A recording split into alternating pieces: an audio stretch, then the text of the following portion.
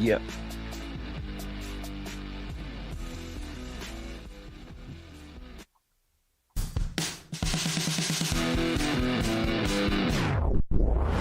Split the deepest.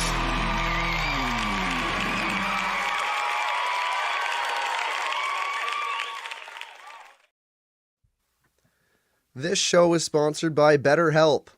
We all have non-negotiables, right? Like for me, pineapple on pizza. What are the things you never compromise on when it comes to taking care of yourself? Maybe it's hitting the gym, sticking to leg day no matter what, or making time for therapy. Life can get crazy with work, family, and everything else on your plate, and sometimes the things that make you feel good get pushed aside. But when life is busiest, that's when self-care, especially therapy, should be non-negotiable. Those non-negotiables are what keep you grounded and ready to take on anything. Therapy isn't just for dealing with trauma or big life changes. It's a way to learn healthy coping skills, set boundaries, and become the best version of yourself. Whether or not you've been to therapy before, it can be a game changer in helping you handle everyday stress and challenges. If you've been thinking about starting therapy, BetterHelp is a great option. It's all online, super convenient, flexible, and tailored to your schedule. You just fill out a brief questionnaire, match with a licensed therapist. You get matched with a licensed therapist. Plus, you can switch therapists at any time for no extra charge. Never skip therapy day with BetterHelp. Visit BetterHelp.com/THPN today to get 10% off your first month. That's BetterHelp, HELP.com/THPN. All right, we're back on Split the Defense Hockey Podcast, presented by LaForest Electrical Contractors, serving the Kingston and surrounding area since 2004. I'm Webby with CP and producer Ted in the booth, and we're set for Season 2 of our post-game show, which will fire up on the 22nd after the first Leafs preseason game. For now, thumbs up this episode, subscribe to our YouTube, leave us a comment, and now more than ever, we need you to download the podcast. Leave us 5 stars there. And leave us a comment. Let's chat. So, boys, how's it going? How was the off season? Good. It's been speeding by for me. Yeah, it's been a crazy summer, pretty busy, and I can't believe we're already coming up on hockey season. Which is normally opposite. Usually I'm like, oh my God, when is hockey going to start? I was blown away when I saw it. I was like, 30 days till puck drop. I was like, oh my God, here we go, boys. Here we go. Yeah, actually, now thinking that it's 10 days away to I know now I know that is crazy. Yeah, that's so fast. Hockey season's kind of bittersweet to me, because the summer is in Canada. It's so short, it feels like, and so the summer's coming to an end, but hockey season starts. So let's go. Isn't that the little bit of solace that we get though? Like it's getting cooler, and summer's coming to an end. Days are getting shorter, but we got hockey back.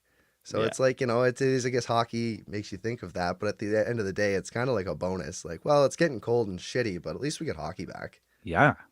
And I'm sick of watching the Blue Jays, honestly. Like, there was a point in the summer where it was nice watching the young kids that were going to be next year's team. But, I'm kind of done with it. Like, yeah, let's move on. Let's get to hockey.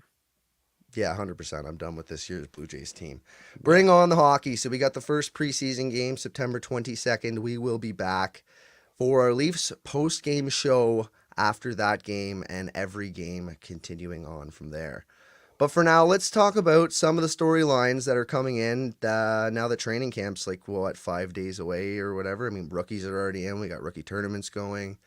We got PTOs signed. Leafs got a new coach, new captain. There's lots to talk about. So I think the first place we should start, because we really haven't, dove too much into this, and we had a nice little clip today come up, is the coach. So the question that I want to ask first is, if you could describe Keefe, his bench demeanor, in one word, what would it be, CP? I mean, I think to me it's emotional. He's a really emotional coach. He wears, like, it's one thing that I kind of like, because he wears his heart on his sleeve, but at the same time, he's one of those coaches that I think refs don't really like, and lets it get out of hand a little bit. Yeah, I think emotional is not a bad word for that. I think I would take that to another level and choose the emotion that he displays and call which him is hot-headed. Sorry, I missed both of you because you said it at the same time. I said I just choose the emotion, and it's hot-headed. That's And I the said he's emotion that I pressed. use. Yeah. Pressed? Okay. Yeah, whether he's like silent, he's still like you can like see as he's like there's shit going on, and Yeah. then when he's not, when he's like okay, like yeah, he's always pressed. I feel like, and why wouldn't you be as the coach of the Leafs, obviously, but Yeah. Well, it's not an easy job. exactly. I'd So agree with both now of you. we've got Craig Berube. And if you wanted to give another one-word answer about Berube and his bench demeanor, how would you describe him? Um, I can't decide between two, but I think I'm gonna go with intimidating. Intimidating, eh? Yeah. Yeah. To his team, do you mean, or to other to like to Just his in like general, he as just like a seems like the type of like everywhere. Like it doesn't matter if you're, even if for the guys that are bigger than him, like I know the history of him as a hockey player. He just stands there with a certain demeanor that you can't help but respect. I find, yeah, a little intimidating. I think if I was going to be in the same room as Craig Berube. I'll go stoic. We'll go with stoic. That was the one I was debating with. Yeah, there you Yeah, go. nice. Yeah, stoic. Yeah, he's a very strong character, and there's a high expectation. Um, it's not like he was a superstar in the league, but he did play, right? He's kind of a plug, but he still played. So that definitely gains respect. And he also has an old school, I have a certain level of standard, right? And I just don't feel like there's going to be as many games, like, games in the locker room and around the bench that there was before. I feel like everybody's really going to be showing up to work, putting their work boots on, and buckling down this season. I think it's going to be different. So it was brought up that he wants to play aggressive, physical hockey. He, quote, likes to have a heavy team and we want to play fast. What are your reactions to that quote? I mean, I'm not surprised. I think that is what we were expecting from him. I'm excited to just see the type of team he's going to put together. Also, just how some of these, players that have kind of been coddled, how they're going to react to a coach that's not going to take any shit. So, yeah, it's going to be interesting. The one thing, like, there's a couple players that I think like really excelled under Mike Babcock, and not like they're the same coach or anything, but I think Babcock's closer to Berube than Sheldon Keefe is, and Morgan Riley is one of them. So I think that possibly we see Morgan Riley's defensive side take a big step under Berube. One of the things I'm keeping my eye on for sure. Yeah, I expect a few players to play better. My biggest question out of all of this with Berube coming in is what happens to William Nylander?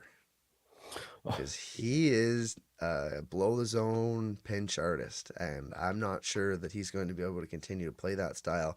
But he says we want to play fast. So, I mean, where is there a line? Is he still going to be the special guy, or do you think Willie's going to get nipped a little bit more than Keefe did on him?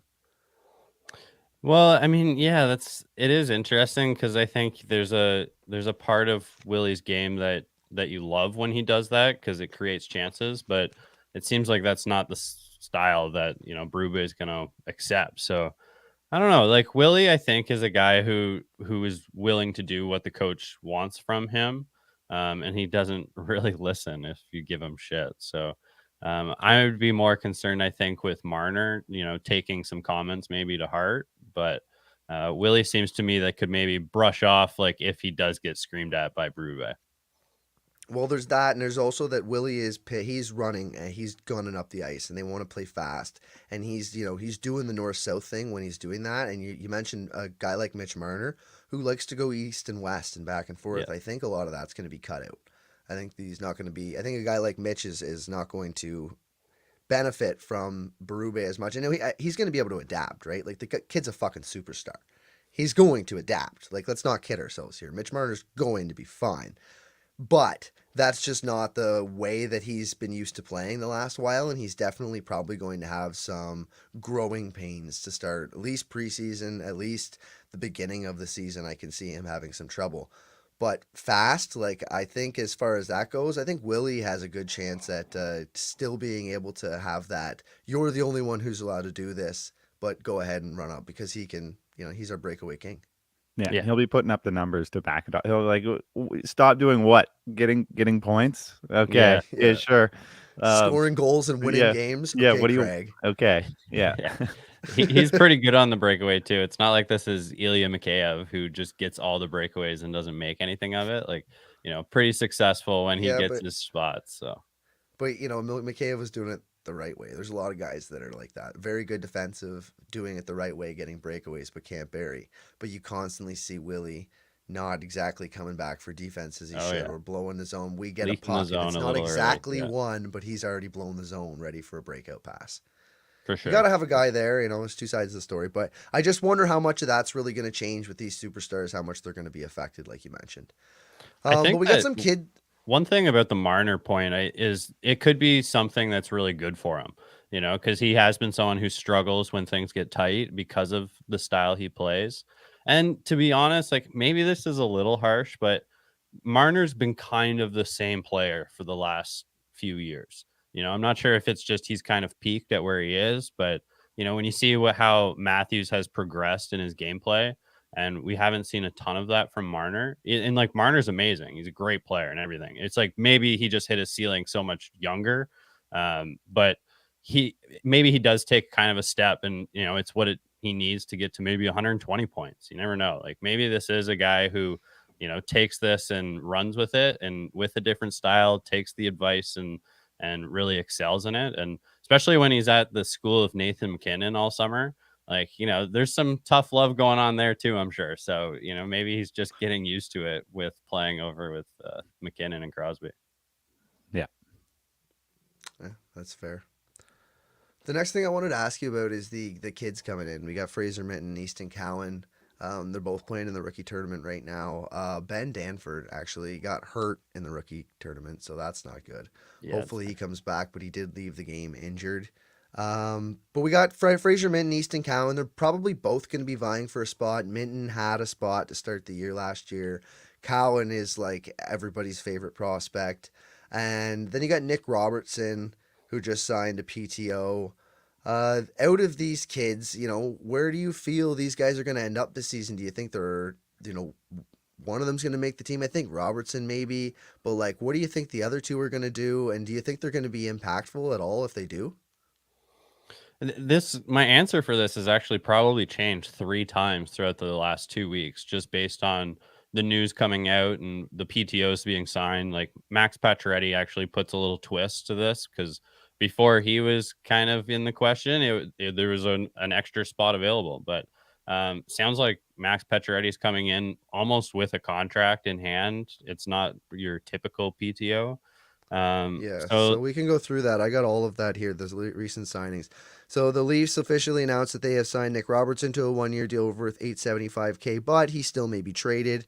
The Leafs signed Hakanpää finally to a one-year $1.47 mil contract instead of a two-year $1.5 mil contract. Pacioretty's got a PTO, but he's expected to sign a contract before the season as per Alan Walsh, which is his agent. So, I mean, take that for what you will. Steven Lorentz is also on a PTO, who is coming from the cup-winning Florida Panthers. The Leafs have no cap. Like, what is going to go on with that? And then now give me your answer. What's happening here? yeah, like I think it's gotten a little tighter here, and it kind of signals to me that like this is not a year for giving a bunch of young guys a shot. Which like last year, they were willing to play Minton into the season, and I'm not sure that they're going to be as lenient unless someone comes and steals it. So I think 2 or 3 weeks ago, I would have told you that Easton Cowan and Fraser Minton have a legit shot. Like Nick Robertson wasn't signing, and there's just this huge hole up the left side. But if Nick Robertson's been kind of told he's going to get a chance, that was the first thing that came out, is Berube said that like he has a legit shot here. Then it comes out that potentially this was a bit of a sign and trade. So it's hard to really say what's happening with Robertson, but I think it's just gotten a little tighter. The only ones that I think are locked in on the left are like Bobby McMahon and Matthew Nyes.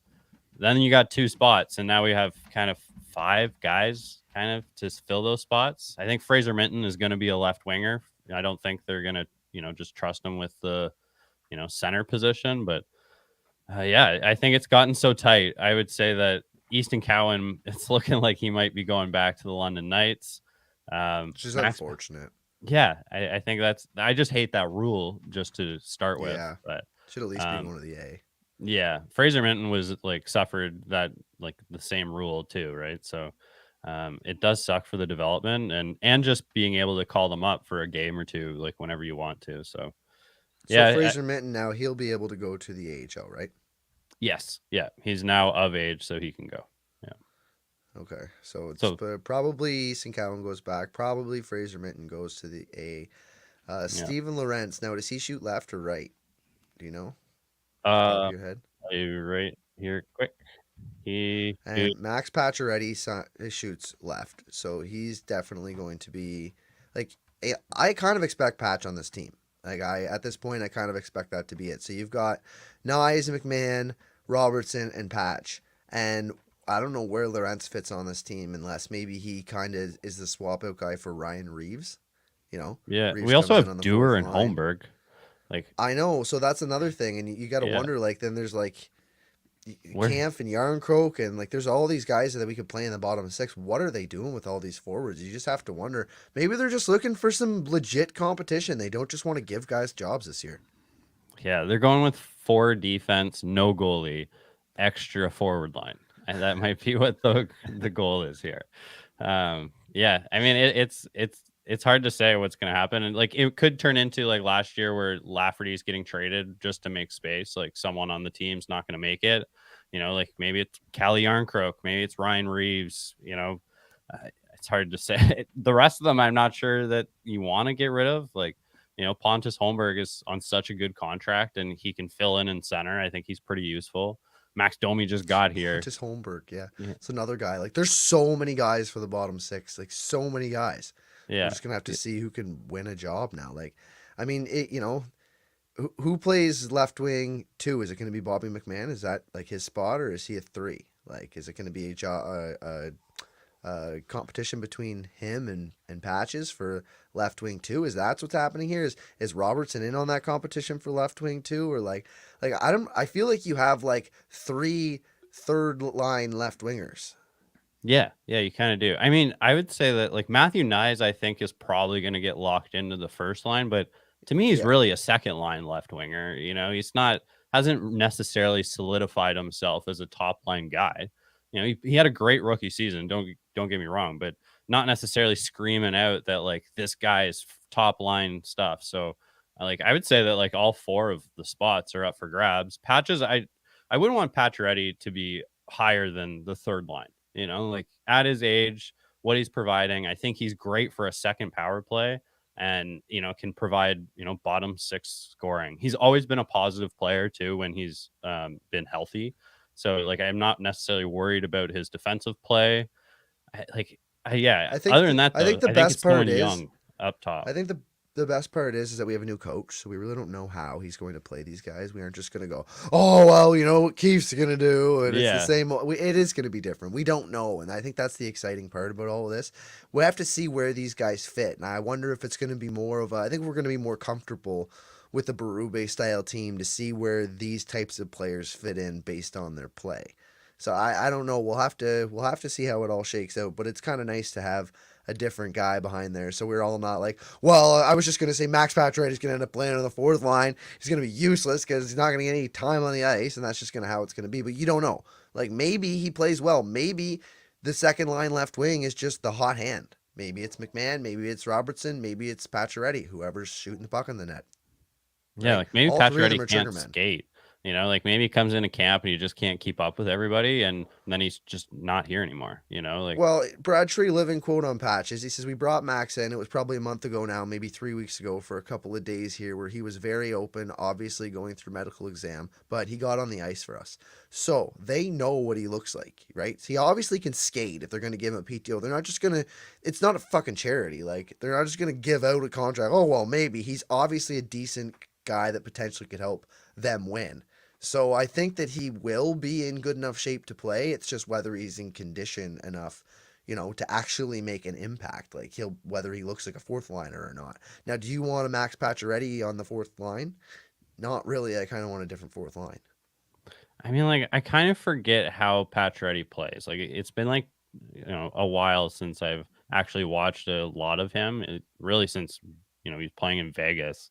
But like, your fourth line, I think you just want to put in good minutes and be fast and keep the puck in the other end. So, it's not necessarily ideal for me for a fourth line. I think if he could be successful as a third line scorer, then I think that's probably the best spot for him. I think a great, yeah, be like, him and Nick Robertson would be great together, I think, because they're both offensive guys and we need a scoring third line. Figure that out somehow, some way. But I don't Well, want to see like Joe Thornton and Jason Spezza as our fourth line again. Like, I just don't no, want that. I don't want the yeah, aging star fourth line. That didn't work before. It doesn't work against teams with speedy, strong fourth lines. They just get checked to death, and I just don't want that for this team. So I hope that that's not the way it is, and I hope that probably Berube is different, and that's why they brought him in, right? Like, I mean, you don't fire a coach like Sheldon Keefe just to hire a coach just like Sheldon Keefe. He's obviously going to have a different way of thinking, and they're going in a different direction. We'll just have to see where that direction takes us. Yeah. It's a shakeup I think a lot of players needed where you could say, oh, they'd probably do better on another team. They could do it. Well, no, let's just give this team a shakeup. And that's a whole new setting in itself with the new coach behind the bench, the new stoic, mysterious guy standing behind them with a real, plan that he's got going on. The big and fast thing, obviously, that I don't know. Some players fit in, some players don't, and everyone's going to be fighting for those jobs. So I'm excited to see this Leafs team, honestly, this year.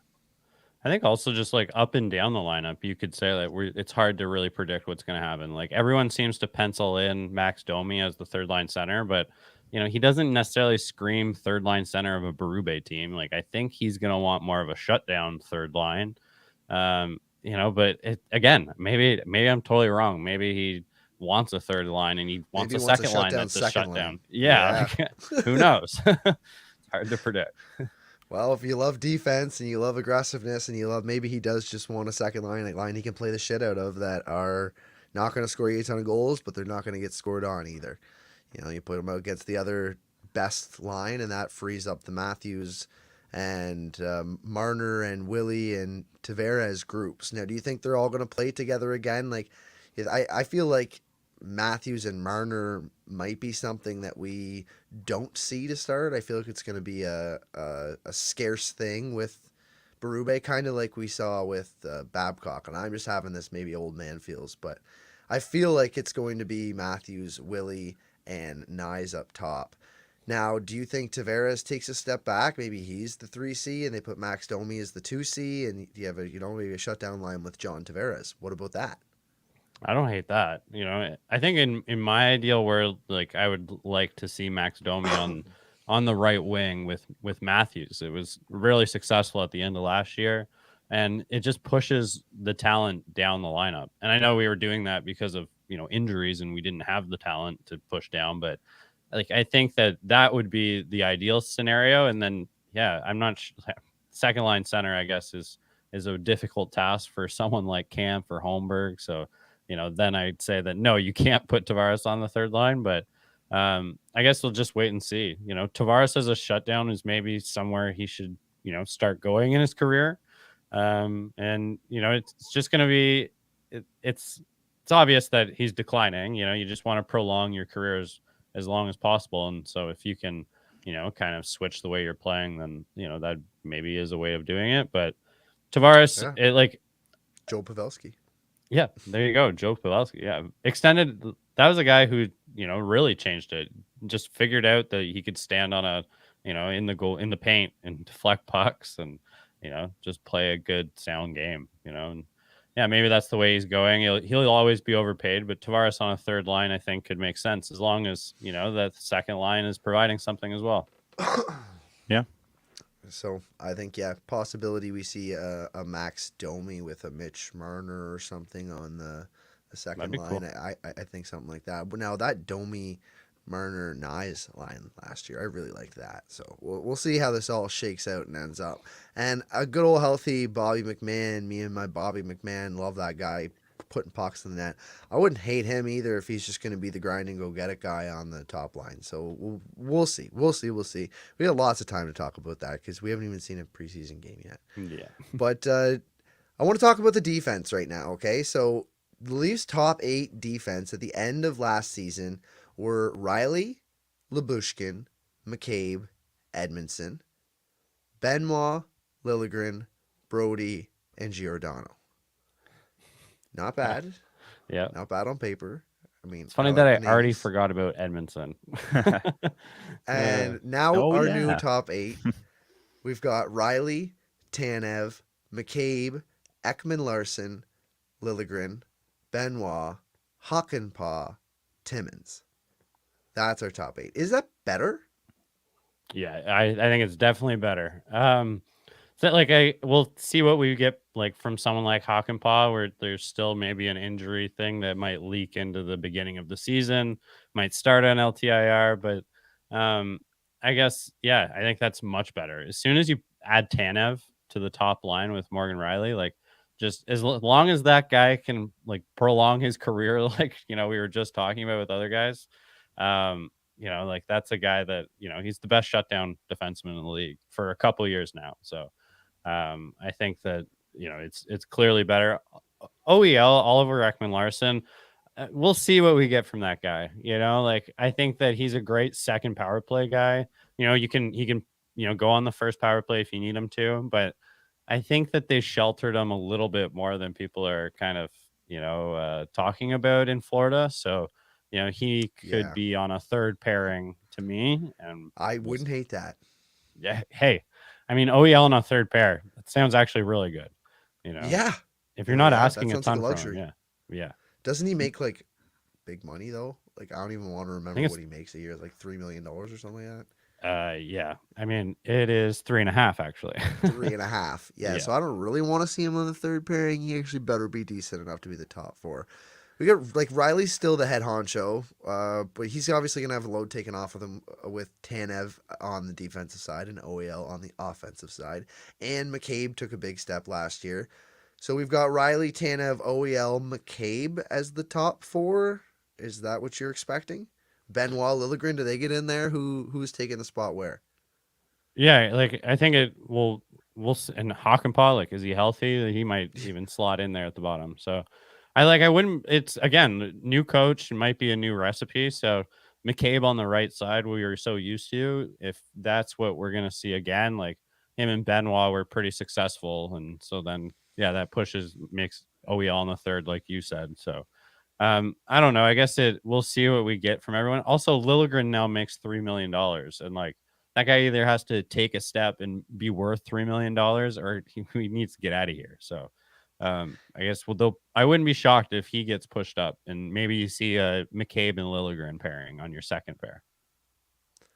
McCabe and Liljegren, and we're just like So then it's crazy how that's where much you they see have. OEL on the third pairing. Yeah, OEL on the third with like Benoit or Right. Hakanpää, whoever it is. But Benoit's a lefty, and so is OEL. So Benoit's gonna play the left. Like he's gonna play the left, and so like your left defense is going to be Riley on top, and then probably OEL is going to be 2, and then I picture Benoit as your 3, and then on the right you got Tanev, and then Liljegren and Hakanpää. Like who else is going to be? Or sorry, McCabe, I guess, and Hakanpää Liljegren as their bottom pair. Like that's kind of how then it's you going got to have two to roll out. righties on the bottom too. So Yeah, yeah. you're gonna put McCabe in as your two right. It's gonna be like You'd think our so, 2 but RD, and then your 3 right D is gonna be either Hakanpää or Liljegren. It's gonna be one of the two, and they're all right-handed, which is just wonderful. But McCabe's not, so I mean he's got to be there. I don't don't know know that. how they shake it out, especially Yeah, with all the money that Liljegren's making. Maybe Benoit just gets passed through waivers or something. That's gonna be tough. yeah. I mean, he was one of my favorites last year. So He'll be um, gone. yeah. I mean, but if you look at it, you kind of forget about favorites. If Liljegren is part of this team, like we're either missing. I guess like if he slots in on the right. But if Hakanpää and Liljegren are part of this team, I should say, then I guess Benoit is sitting. Or maybe you just see a rotation of the three of them in and out of the lineup all the time. One thing that we're going to see, actually, this is like a good time to bring up, is this is going to be way more scratch players than most years. Like, this will probably be 23 players on this team versus just barely making a roster. So, I mean, I wouldn't be shocked if you are seeing like some movement in the roster on more nights at the beginning of the season until they really solidify something. Also, like, every year we talk about this and then someone gets injured. And it's just like, all right, everything's out the window and everything's a shambles. So Pretty sure that's exactly what I said last year, Craig. And you know what? I was right. And You're right. going to be right this year. And it's like, Yeah. what are we going to do with all these guys? And 3 guys end up with injuries. It's like, at least we have NHLers to fill the spot. That's So, it. yeah, no, you're right. That's just what they're doing. They're Yep. not putting all their eggs in one basket. Last year we were talking about Timmins preseason, like he was the next coming of Makar. And then he got injured, Yeah. and then he's never been. Preseason guys were. Timmins was the next coming of Makar. He was, okay? yeah, I know. It was crazy. Like, and then everything went downhill. Injury just delayed his career. Like, if and then we didn't even mention him. He's still on this team. We didn't even mention him if he was going to be in this lineup. That's how far down the roster he's gotten. I know. It's because we have better defenders now. The guy's not a bad hockey player, but like maybe he shouldn't have been a defender because he's not very good at defending. Yeah, maybe he should be on the left wing. Maybe, like, I don't know. Doesn't he? He shoots right, doesn't he? Oh yeah, it does. Okay, Marner, you're a defenseman now. Yeah, we'll swap him out with Ryan Reeves every now and again. Connor Timmins, Ryan Reeves. All right, I don't want Ryan what Reeves on happens there. defense though, if that's what you're saying. So, what are your expectations this season? Cup, deep run, playoffs, not a playoff contender. Do you think this is a better Leafs team than last year? Are you actually excited to see the team for 82 games before we see whatever happens after that? I mean, I think I am definitely excited for the season. I'm excited to see this team under a new coach and just see, it's kind of a restart. Like last year you had to convince yourself that you're going to see something different because it was kind of like there's a couple new players coming in, but like the core is the same, the coach is the same. It's going to be the same. So this year, at least I can say like, oh, what's the strategy? I can re-identify like the things that this coach likes to do. I'm sure we're going to see a bunch of different lines and pairings to see what works. Also, just like with the young kids in preseason, like that's just exciting to see if one of them can steal a spot. I'm always cheering for like Easton Cowan. If he could come in and steal something, like that'd be awesome and exciting to cheer for. What my expectation is, I don't think that they're significantly better on defense to really say that this is like a team ready to make a deep run. I think like the coach really has to make something of the team that's already here. And I guess we'll see if he can build a team that's more built for the playoffs. We're going to need more goals in front, more deflections, more like a better on defense. And if all of those things come together, then yeah, maybe my tune, 20 games in has changed a little bit. But right now I'm kind of thinking it's, it's like a first round. If we can get to the second, that'd be great. Doesn't necessarily feel like 4 rounds. You expect them to make the playoffs, but not really do anything as per usual. Yeah. Even though they're better. Yeah. I'd say they are slightly better. I think so. Yeah. Okay. I not think they are not a better. whole nother round. Not to get a whole nother round better. Yeah. I mean, they got out. They didn't get out of the first round, so I kind of am giving them a bit more. Just slightly better. They'll win Game 7, maybe. Okay. Yeah. Good. What do you think, Ted? Do you think that? Yeah, that's what I think. I think this season is going to be good to watch for the Leafs. It's even as like for me, who's watching because of you guys. Obviously, I'm going to have a great time watching the Avs. But yeah, the Leafs, I mean, this is exciting. Like they have Austin Matthews, Mitch Marner, William Nylander, Morgan Riley. This is a great core. We've known this, and it's all coming together. The pieces on the sides, everything's, the new coach, like you said.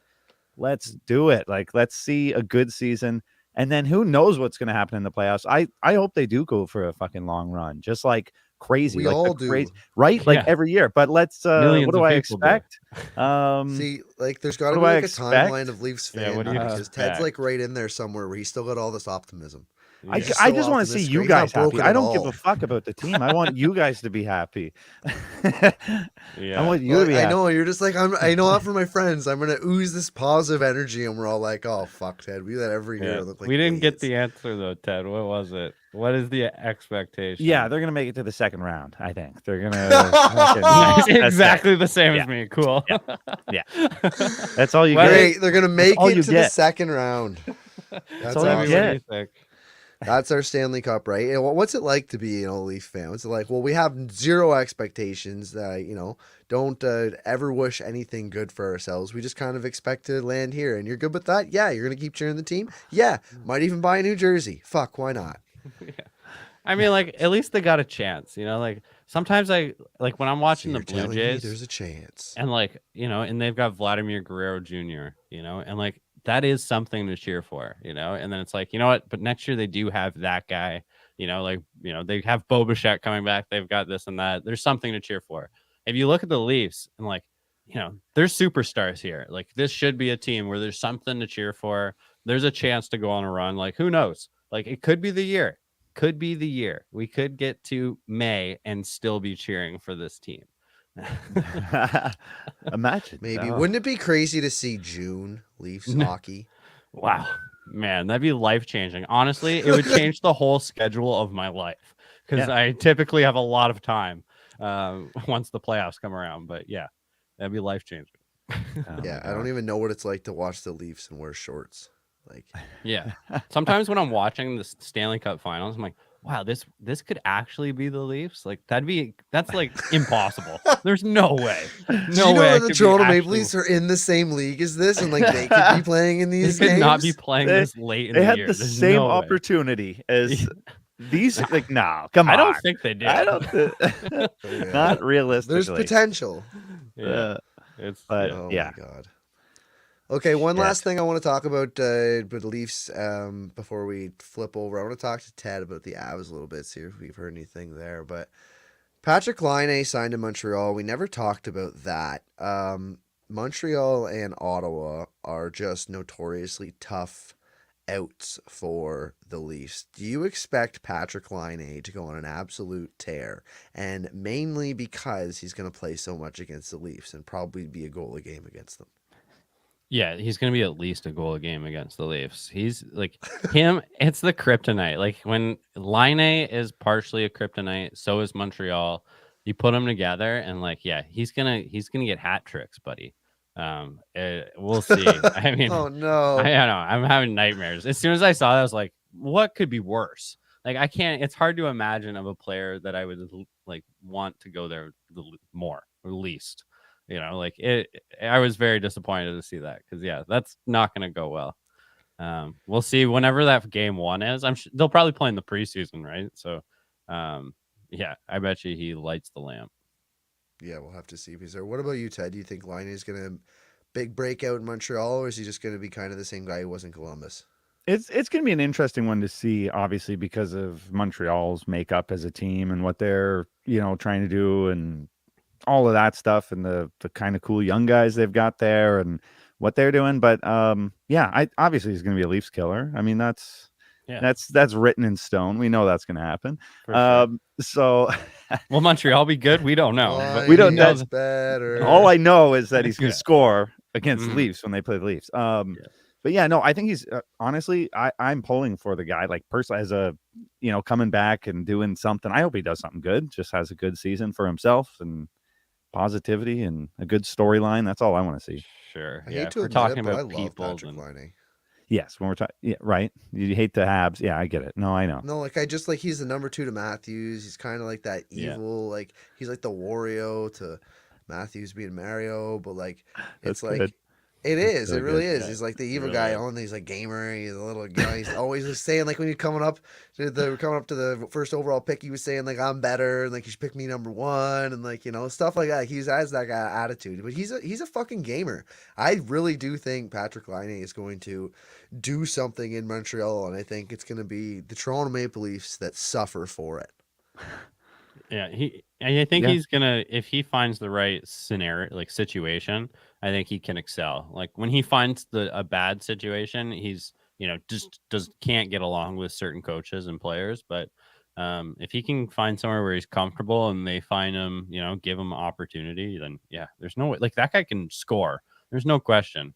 I mean, like, he feels like Nick Robertson could be what Line A is. Just has a hell of a shot, but not necessarily plays much anywhere else. But if given the opportunity, could potentially put a lot of pucks in the net. So maybe one day, Robertson's somewhere else and he's doing that.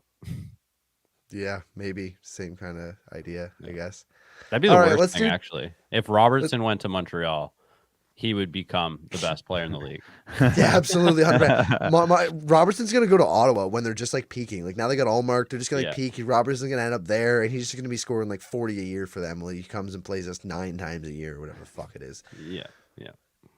Anyways, let's get into some Avs talk. TED Talk time. Yeah. All right. So what's good in Avs land? We got no sign of Landeskog. He's probably not going to be back this season, I guess I heard. And Nichushkin, I haven't heard anything about him. Yeah, that's been who is going to be a part of this team? So we got a guy that came over from the KHL, Kovalenko.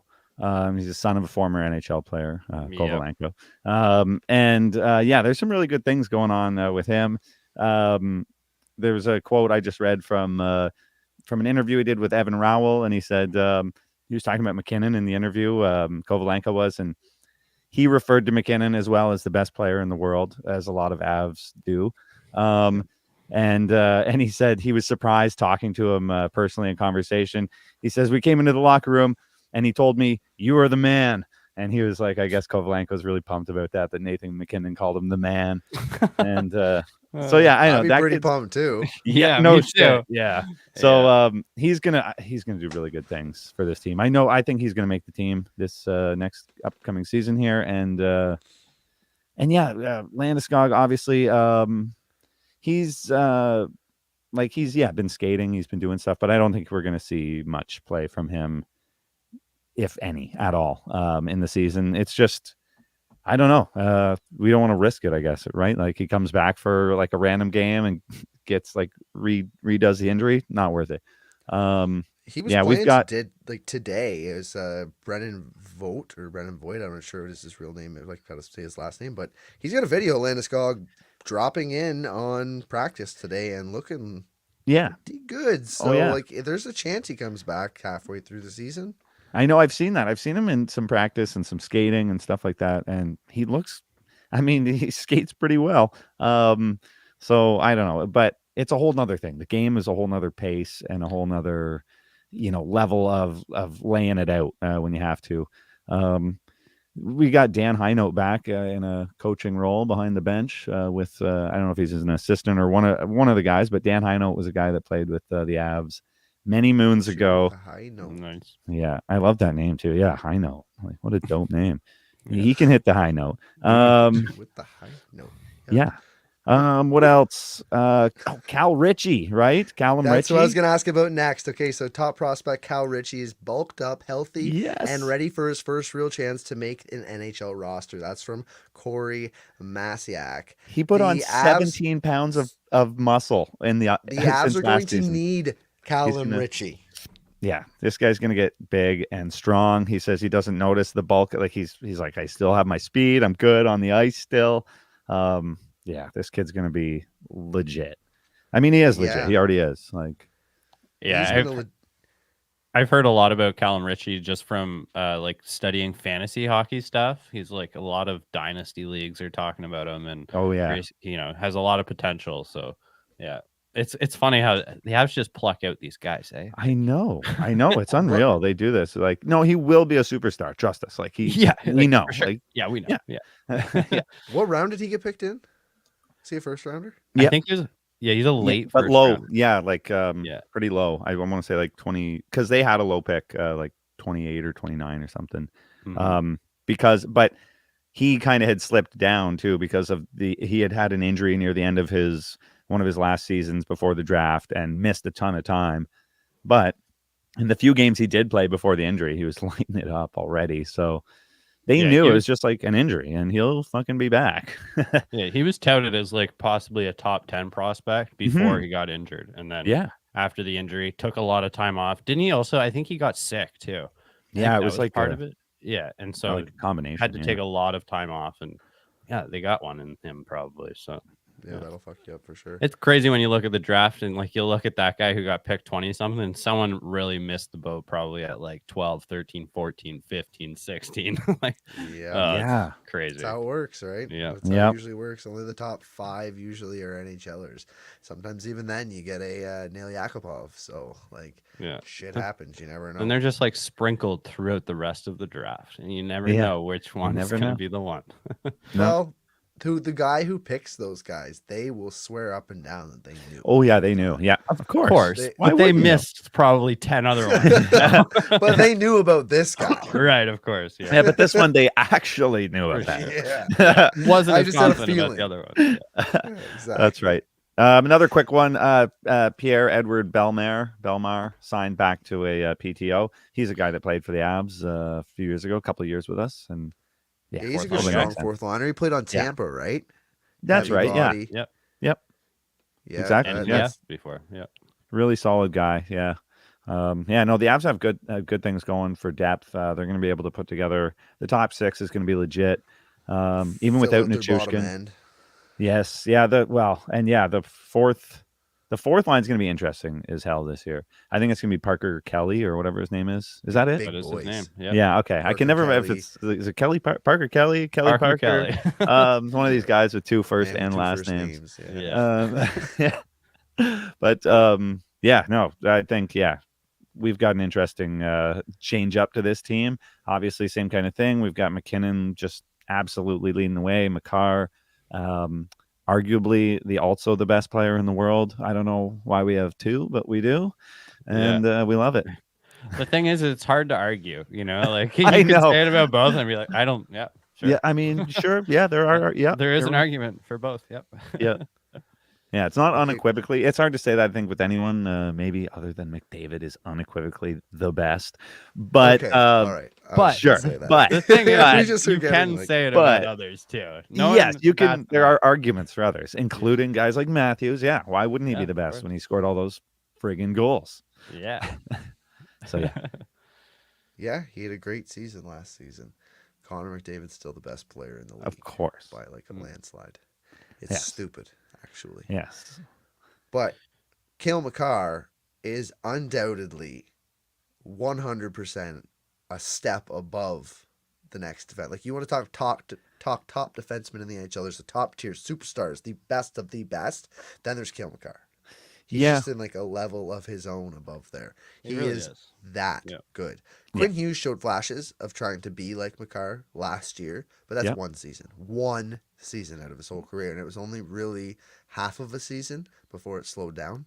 yeah. Makar's been like this since game 1. Like he walked in and was like, Well, "I am Makar." He's Like- done it for a Makar's few years. so in a good row anyways. defensively too. Like you can compare the two of them offensively, but when it comes to just like leading a team, I don't think anyone is in the same tier as Makar. Yeah. No, Even the that's true. defense too. Colorado got Oliver Shillington I think, to replace Yeah. Bowen Byram basically as like their True. fill in there, and so yeah, defense is probably going to be just as good. I know. Yeah, and I Shillington's no scrub. Like, he can't no, play. I know. Yeah. Oh, Oh, yeah. yeah. Yeah. Yeah. No, I'd arguably I would say we have again one of the best defensive cores in the league, if not the best. Like it's stacked. It's legit. Yeah. So, so- how many goals does Casey Middlestat score this year? Oh man, I had a dream. I met him and we were just like chilling, like just like bros. And I was just like Casey, and he's like, "What up, Ted?" And I was like, we were just chatting. Like, oh, it's so funny. I just remembered. I totally wouldn't remember that. But yeah, Middlestat, how many goals? He's going 30 goals this year, man. 30. He's Wow. gonna rip 30 goals. I Nice. guarantee it. All I right. mean, I wouldn't be shocked. Getting the No. opportunity, playing with good players, could get some PP one time, right? With Nichushkin and no Landeskog without him. still. So Exactly. He's Maybe. gonna have some good top line minutes and Yeah. top power play, and he might even, I don't know, like obviously being the center, he's like our 2C guy. Like so oh yeah, locked in. I think he's Yeah, gonna just- yeah. But yeah, we'll see some cool combinations, I think, happen on power plays and here and there. Yeah, the guy's gonna put up a lot of points, a lot of goals So this you're year. thinking point per game, Casey Middlestat. That'd be dope. Yeah, let's do it. Yeah, point per That'd be game. dope. Wow. Is PPG. it going to happen or no? Well, 30 Yeah. goals, and then let's see. So that would be like then 50, 50 assists. 52 assists. We'll say close to, very close to. I wish my Okay, fingers were quicker but and I under. could look up his totals before. I think he's probably a 60-point player in his. That is Yeah, I think probably he's a his best 50 or season. 60-point player. Yeah, I'm Yeah. just going off the top Yeah, of my he's head. he's like 20. He was 25 when we signed him. He's only going to get Yeah. stronger and better into his He's peak 25 and play with still, these so- guys. Yeah, Yeah, he's still 20. He He's, kind yeah, of is what he is, though. At 25, you kind of. I don't know, there are guys though. who break out, but you Played kind in of are what you Buffalo. are by 25, and that's true too. You have to take that into consideration. Like, Yeah, and like Buffalo and like where Tage Thompson's like ahead of him, and not like the team didn't really flourish like they thought they were going to. Yeah, I don't know. I do kind of agree with Ted that he's going to be better than, but yeah, I mean, point per game, it might be just maybe That's- shy. yeah, If I was going to yeah. make a prediction, like maybe he gets 70 points, and that's just like sure. Yeah. still amazing. Yeah. Yep. all right, would you place a bet on that? Sure. Let's do it. Yeah. DraftKings. Yeah. All right, let's do our DraftKings read here. NFL Week 1 is here. The start of a new season means it's time to get in on all the action at DraftKings Sportsbook, an official sports betting partner of the NFL. Are you placing your first bet? Why not keep it simple and bet on a player to score a touchdown? Check out the available lines and odds on the DraftKings Sportsbook app and start planning your moves for this weekend's games. Score big with DraftKings Sportsbook, the best place to bet touchdowns. Download the DraftKings Sportsbook app and use the code THPN. That's code THPN for new customers to get $250 in bonus bets when you bet just $5 and get 1 month of NFL Plus Premium on us, only on DraftKings. The crown is yours. Gambling problem? Call 1-800-GAMBLER. In New York, call 877-8-HOPENY or text HOPENY 467-369. In Connecticut, help is available for problem gambling. Call 888-789-7777 or visit ccpg.org. Please play responsibly. On behalf of Boot Hill Casino and Resort, Kansas. 21 plus age and eligibility varies jurisdiction. Void in New Hampshire, Oregon, and Ontario. Bonus bets expire 168 hours after issuance. For additional terms and responsible gaming resources, see dkng.co/ftball. NFL Plus Premium offer available only to new and former NFL Plus subscribers. Additional NFL Plus Premium terms at nfl.com/terms. All right, so the PWHL has re-announced, and reissued their new teams. And I want to talk, boys. I want to talk about it. We kind of talked about it. I avoided the conversation in the group chat because I wanted to talk about it here. Okay. We've got the Boston Fleet, the Minnesota Frost, Victoire de Montreal, The Montreal New York Victory. Sirens, Ottawa Charge, and the Toronto Scepters. So it's the Montreal Victory. I know that's what you're going to say. That is what it is. In English, that is what it is. Who's got the best name out of all of them? And who's got the worst? Oh man. That's tough because Yeah. to me, they're not like, I hate to say it, but none of them are like standout great for me. They're kind of mediocre at best. They feel like NHL created team to me. Things I you just love the get- Victoire de Montreal. Like, The that's Montreal fair. Victory. Okay. I love it. I think that's awesome. Especially Montreal the Victoire Victory. de Montreal. Love it. Okay. I think that's mwah. Okay. All right. I don't love it. I'll say that honestly. It's I good, think but yeah. like the Boston Fleet to me just kind of Maybe I just don't rolls get off that the one. tongue.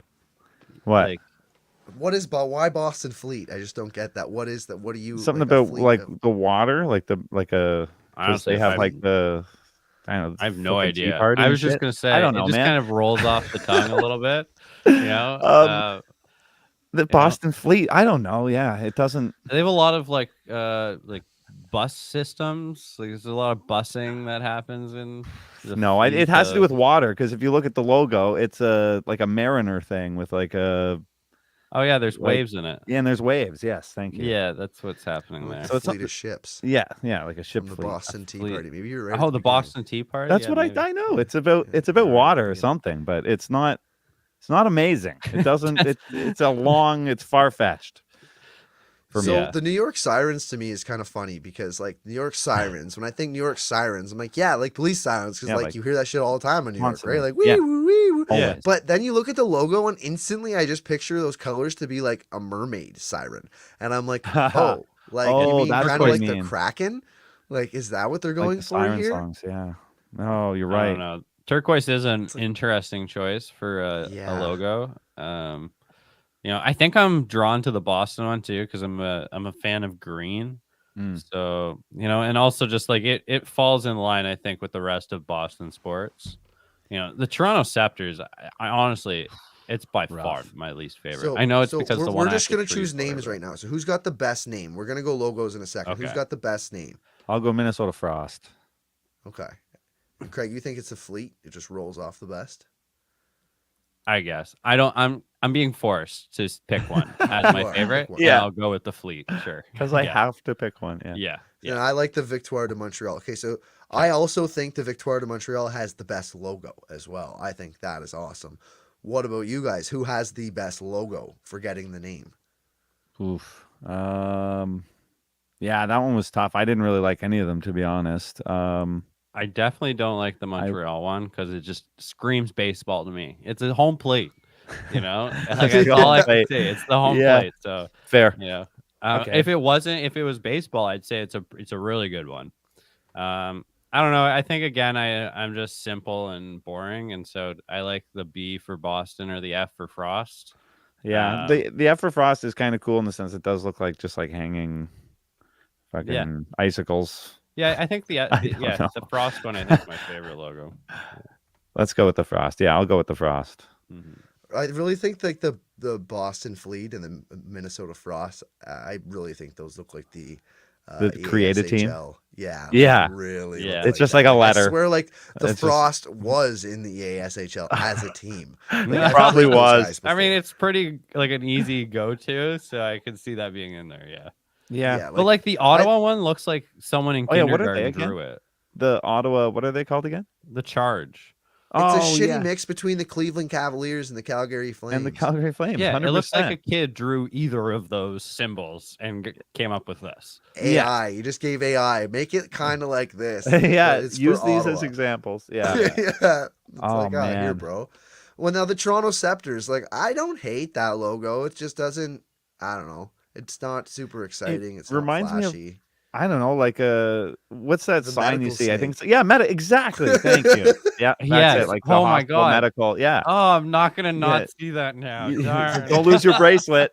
Like, Yeah. like Oh honestly. man. Oh, Medical dude. 100%. Alert. Yeah. Yeah. I mean, I So, think the Sirens is the worst logo to Yeah, me it's because it literally looks so weird. blurry. Yeah, they added the extra halves of the letters on the outside to make it look Yeah. like it's sirening or whatever the fuck. Is that what It's- they're going for? I don't know. Oh, yeah. Is that what that is? Okay. That might be I right. don't know. Actually, yeah. It's just not great. To I don't me. like it though. No, it's not good. Honestly, But though, anyways, it's kind of hard to you know come what? up with these I know. things. Like, I I think know. if each of us individually came up with one, they probably wouldn't be good either. No, if they're like, hey, you guys do the branding. No, for you the know pe- what? I think that's kind of shit because I think that we would have had subjectively our own opinions, and everybody does, and the people who Sure. chose this thought that Thought that it was the best. great shit. But Yeah, I they bet weren't you like, there are "Eh." artists out there that have made them and probably been submitted in some sort of contest or some sort of bid to win this. And we probably would have liked a bunch better, but it's all subjective and opinion. And those executives liked that the best. You don't know why, right? There could be a slew of reasons behind why they chose those logos over other ones that we may have thought were Yeah. cooler. Well, That's they right. didn't pick them because they hate them.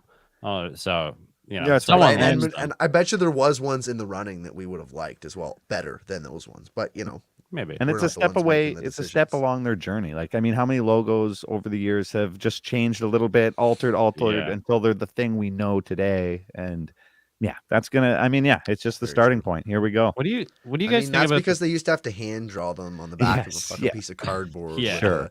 a pencil that they stole from the school. Now, Like, AI Minnesota Frost, the logo. Thank you. Yeah. Thanks very much. Yeah. Ted, are I you know. cheering for Toronto Scepters? I don't. I like the team. Yeah, I do like the players. They've Yeah. made. Is that yeah, your team though?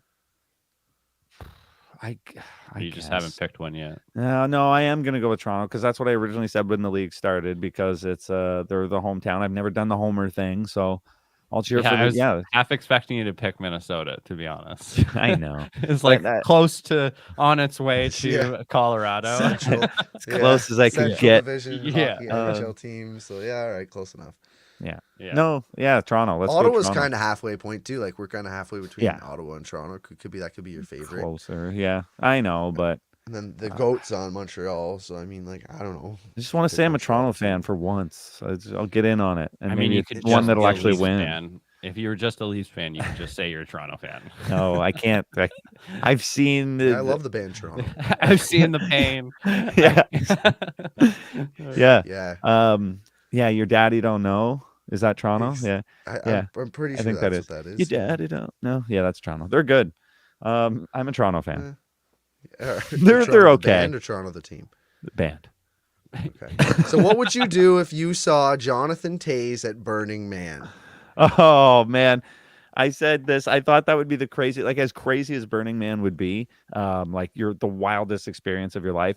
You're sitting there and you're like, man, this is so crazy. And you look over and there's Jonathan Toews. I'd lose it even more. I'd be like, that's even crazier to me that he's just here dressed up like all these awesome people and Yeah. looking like the part and being like, yeah, this is cool, bro. Like this is sick. He looked like he was having a good time. I saw that post and man, Yeah, I'm gonna read the post. It says, it Yeah. says, "You don't know until you know." Burning Man is a circus, a total space carnival. Everywhere I looked, I saw something new that blew my mind open wider still. But never before have I seen a happier, more generous group of human beings caring for each other while absolutely sending it in their own heart open to abandon. Thank you to the Kiss Camp and Burning Man community for helping me once again find the fire that burns within, and for the timely lesson that isn't what you do, it's how you do it. Now, what do you think the chances are that he was on some sort of hallucinogen? He had to be on like ketamine, ayahuasca, or whatever you call that, magic mushrooms. Like, he had to have been, right? Like, scale of 1 to 10. What are the chances? man, Yeah, yeah, 9. yeah, it's up there. I mean, at You Burning go Man there for and sure. not? Like, I don't know. I'm saying like an 8. Like, Yeah. He had a spiritual awakening. For Yeah, sure. it sounds like for sure. Yeah, his mind was open wider and wider still, as he said, and he was already there. I mean, his mind was open enough to go there, and he had a time. It sounds like, because I mean, that's the thing. They're kind of out there, just it's like they said, it's this reckless abandon, and they're just like out there in the desert, man. Like with you got to bring like how many gallons per water per person. You got to calculate this before you go out there. You can't just fuck around out there. And everyone's out there caring for each other and making sure everyone gets through. And it's like a survival thing with like a huge party going on and tons of drugs. So yeah, I guarantee he was on some. It's 9.5. You would never 9.5. Okay, yeah. All right. I was gonna give it a solid 8.5. I'll give him because he's a professional athlete. He's That's got what so I much was thinking. money. Maybe he doesn't need to live that kind of life. But he's a You're Burning Man, absolute space circus. Like he was fucked and Yeah, might as well fried on take- something. He had to have been. Sure. Had to have been. You know what? I just bumped my answer up. It's a 9.5. Recognize him though. That was gonna be my thing. Was like It's like maybe if you wouldn't if you were there. I don't think like especially No, looking at people's the faces picture, are going. I was like, I don't even really Exactly. notice there. Yeah, everyone's faces. You didn't recognize anybody. My buddy Tim was there. I didn't even realize Tim went that weekend. Saw him at work on Monday. Oh yeah, Tim, you were there. It's like give you a wild time, absolutely wild time, Burning Man. Yeah, be crazy to find yourself with Jonathan Toews out in the wherever the fuck the desert or whatever that is. Yeah. For sure. I just picture some crazy trip. Anyways, you guys got anything else you want to throw on the show, or should we get the hell out of here? I'm good. Think we're That's good. it.